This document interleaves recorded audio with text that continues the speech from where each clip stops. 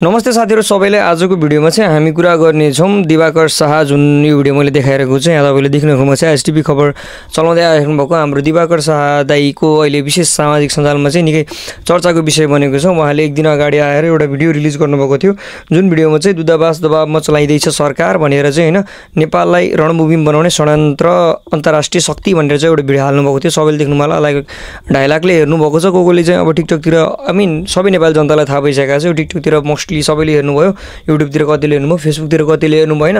अनि यसपछि चाहिँ उहाँलाई चाहिँ विभिन्न अब विषयमा चाहिँ टिका टिप्पणी गरियो। अब दिवाकर शाह भन्नेबित्तिकै नचिने कोही पनि छैन, वान अफ द नेपालको ब्रेभेस्ट पत्रकार जसले चाहिँ खतरासँग समाचार दिएको हैन।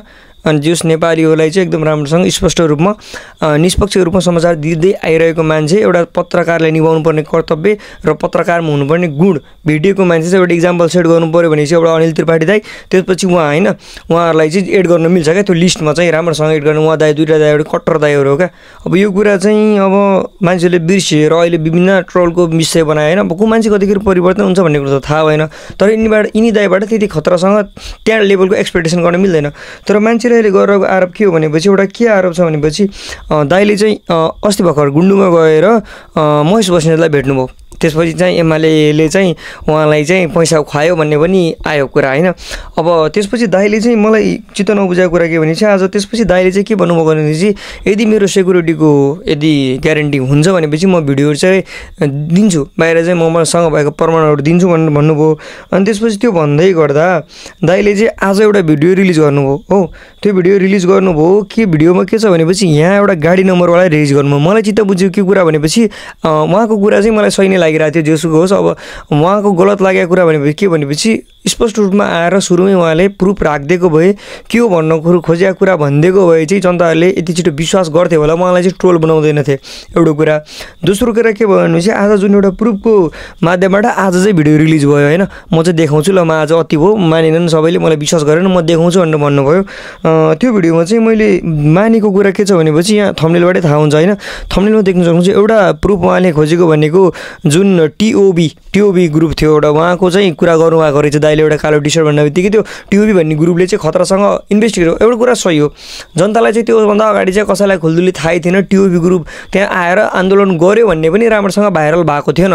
त्यसपछि मात्र टिओबी ग्रुपले चाहिँ चर्चा पायो हो टिओबी ग्रुप के रहेछ भनेर मान्छेले बल्ल त्यसपछि बुझ्न खोजे र यो कुरा राम्रो कुरा हो किनकि नबुझेको कुरा चाहिँ भन्नुपर्छ। तर आएर यसरी चाहिँ दाइले चाहिँ जनतालाई त्रासिँदै बनाउने गरी चाहिँ नभनेको भए चाहिँ एउटा कुरा राम्रो हुन्थ्यो भन्ने कुरा पनि हो। र यो थम्बनेलमा देख्न सक्नुहुन्छ यहाँ गन बोकेको भिडियो छ हैन, यो गन के को लागि कस्तो लागि भनेर दाइले भन्नुभएको छ। र यो गनवाला भिडियो जुन थियो यो भिडियो चाहिँ अहिलेको भिडियो होइन, यो भिडियो चाहिँ पुरानो भिडियो हो, अगाडिको भिडियो हो जहाँ चाहिँ मैले त्यहाँनिर भिडियो हालिदिएको छु तपाईँलाई नि। अहिलेको भिडियो होइन, यो अलि अगाडिको भिडियो हो जुन चाहिँ म्युजिक भिडियो सुटिङ गर्ने क्रममा चाहिँ यो भिडियो खिचिएको हो भनेर चाहिँ डिएनएक्स सबैले चिन्नुहुन्छ, वान अफ द नेपालको खतरा ऱ्यापर जुन नेपालको सिरियसमा इन्डुमेन्टल लन्डन त्यो दाइ पल्टन भनेर भन्ने ऱ्यापर होइन, त्यो लाइन्स भाइरल भएको थियो नि त दाइको होइन। त्यो ऱ्यापर दाइले चाहिँ रिभिल गर्नुभएको छ यो चाहिँ कुनै जुन डटी पोलिटिकल गेम खेलिँदैछ अहिले यो चाहिँ पोलिटिकल नखेल्दा नै राम्रो हो, यो हामीले म्युजिक भिडियो सुट गर्नलाई गरेको हो, यसमा चाहिँ न रियल इन्सिडेन्ट छ र न रियल गन छ भनेर भन्नुभएको छ।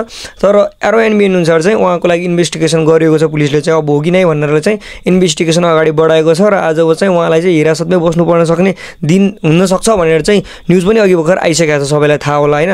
अब यति राम्रो पत्रकारले अब विगत लामो समयबाट उहाँलाई चाहिँ राम्रो भनेर आइरहेको हो नि त, विभिन्न खतरा नेताहरूमा गएर चाहिँ खतरैसँग प्रश्न उठाएर दाइले चाहिँ हुन्छ नि नेताहरूको कटकट बनाइदिए मान्छेलाई चाहिँ अब सबैले एप्रिसिएट गरे हो त्यो कुरा चाहिँ। तर पछिल्लो 1-2 दिनमै मान्छेले यति धेरै दिवाकर दाइलाई चाहिँ हेड फैलायो कि जुन हेड नफैलिनु पनि जस्तो मलाई लाग्छ। तर हेड चाहिँ के फैल्यो भनेपछि उहाँलाई पार्टीको झोले पनि भनियो, अब जे पनि हुनसक्छ। अब उहाँलाई फेरि अर्को कुरा के आयो भने गुन्डुमा गएपछि गुन्डुमा महेश बस्नेतले पैसा पेल्यो, त्यसपछि महेश बस्नेतले पहिलेबाट विदेशी दलाल भन्दै आइरहेको भएको कारणले दाइले पनि प्रसङ्ग त्यही उठाउनु भयो र मान्छेलाई धेरैलाई पनि शङ्का भइरहेको विषय पनि त्यो हो होइन। अब प्रसङ्ग उठाइसकेपछि ल एमाले पैसा पेल्यो गुन्डुमा गएर इन्टरभ्यू लिनुभएको थियो, सबैलाई थाहा छ होइन। अब गुन्डुमा पुगेर त्यत्रो इन्टरभ्यू लिइसकेपछि महेश बस्नेतले केही न केही गर्यो, एमाले पार्टीले केही न केही गर्यो र अहिले आएर चाहिँ हाम्रो दाइले चाहिँ यस्तो गर्नुभयो, दिवाकर दाइले यस्तो गर्नुभएको भन्ने जुन आरोपहरू आइरहेको छ, मलाई जहाँसम्म लाग्छ एउटा पत्रकार भइसकेपछि पहिलेबाट केही न केही छाप यताउता भएको पत्रकार भइदिएको भए चाहिँ अलिकति विश्वास गर्न सकिन्थ्यो है। तर मलाई लाग्छ दिवाकर दाइले त्यस्तो पाप काम गर्नु हुँदैन हो। मैले ज्यानकै बाजी लाएर आएँ, मलाई टार्गेटमा पारेँ भनेर दिवाकर दाइले मलाई बाहिर आएर त्यसरी चाहिँ भन्नुभएको छ होइन। अब त्यस्तो भइसकेपछि सायद दिवाकर दाइले त्यहाँसम्म गर्नु भएन कि भन्ने कुरा पनि हो। तर पत्रकारमाथि भर हुँदा मिडियामाथि भर पनि हुँदैन र त्यति धेरै भर पनि गर्नु हुँदैन है साथीहरू। जुन अहिले नेपालमा जुन मिडिया भन्ने कुरा छ नि, मिडियाले यति धेरै मान्छे म्यानिपुलेट गरिरहेको छ। अफकोर्स मैले पनि धेरै मान्छेले म्यानिपुलेट गरिदिएको होला, नगरे भन्दा किनकि पोस्ट आउँछ, न्युज आउँछ, मैले आफ्नो पोइन्ट अफ भ्यू राख्दाखेरि मान्छे त्यो तरिकाले म्यानिपुलेट हुन्छ, अर्को कुरा सुन्छ अर्को तरिकाले म्यानिपुलेट हुन्छ, अर्को कुरा सुन्छ अर्को तरिकाले म्यानिपुलेट हुन्छ। तर सबैको न्युज सुन्नुहोस्, तर तपाईँ कतिको म्यानिपुलेट हुने कतिको तपाईँ चाहिँ हुने भन्ने कुरा चाहिँ तपाईँमा भर पर्छ क्या है। सबै कुरा त आफूले पनि रिसर्च गर्नु, कसैले आएर केही बोल्यो भन्यो त्यसको बारेमा तथ्य सत्य चाहिँ तपाईँले पनि खोज्नु पऱ्यो। मैले पनि भिडियो हिजो पनि बनाउन सक्थेँ, ओहो एनजिओले देश सकिन लाएर दिवाकर दाइले आएर यस्तो भन्नु उस्तो भन्नु भन्यो, तर मैले तुरुन्तै भिडियो बनाएन नि त, केही दिन वेट गरेँ, सबै कुराहरू बाहिर आउन लाग्यो। अब जुन कार जुन गाडीको विषय छ, जुन एमएससीको नामको गाडी, त्यो निलो नम्बर प्लेटको गाडी गएको छ भन्नुभएको छ, त्यो राम्रो कुरा हो। तर अर्को कुरा के हो भने चाहिँ यतापट्टि दिवाकर दाइले त्यो जुन टिओबी ग्रुपको बारेमा राम्रोसँग खोज नीति गरेर टाइम लगाउनु त्यति धेरै अब छिटो आत्तिनु पर्ने पनि थिएन होइन। तुरुन्तै गएर त्यो टिओबी ग्रुपलाई चाहिँ हुन्छ नि कुरा गरेर त्यो गनको बारेमा बुझेर के हो कस्तो भनेर बुझेर आएर भिडियो बनाएर हालिदिएको भए चाहिँ अझै बेटर, फार बेटर हुन्थ्यो क्या। एउटा पत्रकारमा हुनुपर्ने गुण त्यहाँबाट पनि राम्रोसँग देखिन्थ्यो, किनकि पत्रकार भनेको त डिपसँग पुगेर छानबिन गरेर फाइनल रिजल्ट आउटकम भइसकेपछि मात्र समाचार दिने हो नि त पत्रकारको काम भनेको त होइन।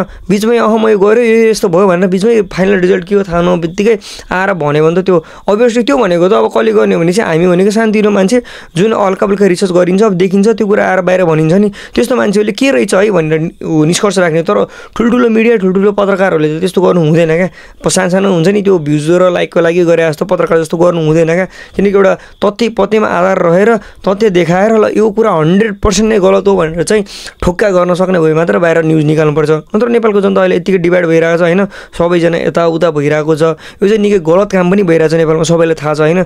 सो यो कुरा चाहिँ अलिकति ध्यान आकर्षक हुनुपर्ने विषय पनि हो होइन। जनता चाहिँ अब डिभाइड हुने काम चाहिँ धेरै भइरहेको छ र यसको फाइदा कसलाई हुन्छ भने अफकोर्स जसले चाहिँ हामीलाई टार्गेट गर्न खोजिरहेको छ, कोही न कोहीले यतिखेर अब तपाईँको घरमा कसैले घोलमच गर्दाखेरि बाहिरी मान्छेले अट्याक मजाले गर्छ क्या, तपाईँहरूको दुश्मनहरू मजाले हुन्छ होइन। तपाईँको घरभित्रकै मान्छेले तपाईँलाई एकअर्कालाई अट्याक गर्छ र त्यो कुरा बुझ्न जरुरी छ क्या। अब हामी सबै नेपाली एक हुन चाहिँ जरुरी छ, तर एक हुने हो तर गलत हो भनेपछि गलतको पनि विरोध गर्ने हो है। फेरि एक हुने हो भन्दैमा सबै कुरालाई सही हो भन्दै अब होइन अगाडि बढौँ जे हुन्छ भनेर अगाडि बढ्ने त होइन कि। तर गलत कुरालाई चाहिँ गलत, पूर्ण रूपमा गलत भएको कुरालाई चाहिँ पूर्ण रूपमा गलत भन्नुपर्छ है। र हाम्रो जुन मन्त्रीमण्डल विघटन भएको छ सबै कुरालाई चाहिँ छिटोभन्दा छिटो चाहिँ इन्भेस्टिगेसनहरू अगाडि बढाएर सबभन्दा छिटोभन्दा छिटो खोज तलास गरिदिनु। अनि मिडियाहरूले चाहिँ यसरी म्यानिपुलेट काम गर्ने चाहिँ नगर्नु र दिवाकर दाइलाई विशेष गरी नो हेट गरमै, किनकि अब दिवाकर दाइको नि बिस्तारै इन्भेस्टिगेसन हुन्छ, केही न केही होला, उहाँले आएर बाहिर खोल्नु होला के हो कस्तो, बाहिर अरू मिडियाले पनि समाचार निकाल्लान् होइन। तर सबैले चाहिँ अब दिवाकर दाइले भनेको कुरा पनि गलत होइन, पत्रकारी रूपमा आएर उनीहरूले भन्नुपर्ने कुरा जनतालाई देखाउनु पर्ने कुरा चाहिँ उहाँले देखाउनु खोज्नु भएको हो। तर यहाँ गलत अर्थ पनि लाग्यो, जनता धेरै फ्रस्ट्रेट पनि भयो। हिजो अस्तिसम्म निष्पक्ष निडर पत्रकार भन्ने व्यक्तिहरूले पनि उहाँलाई चाहिँ पार्टीको झोले भन्न थाले, त्यस्तो आरोपहरू आयो, त्यो चाहिँ गलत हो है। एउटा पत्रकारलाई त्यस्तो आरोप दिनु, तर भित्र कुरा चाहिँ के हो थाहा छैन नि त।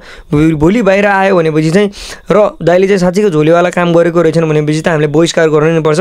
तर अझै आउटकम नभएसम्म अहिले नै यति धेरै दाइको विरुद्धमा चाहिँ हेट नफैलाइदिउँ होला जस्तो मलाई लाग्छ।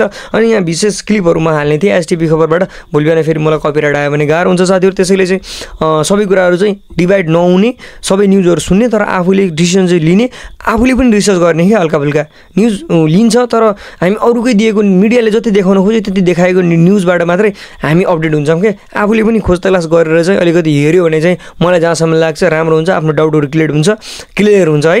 त्यसैले चाहिँ साथीहरू आजको भिडियो चाहिँ यहाँ अन्त्य गरौँ र दाइलाई दिवाकर दाइलाई त्यतिसम्म हेट नफैलाऊँ। अब विश्वास अब अरू कुराहरू आउँदै गर्छ र यो भिडियो हेरिदिनु भएकोमा चाहिँ धेरै धेरै धन्यवाद है।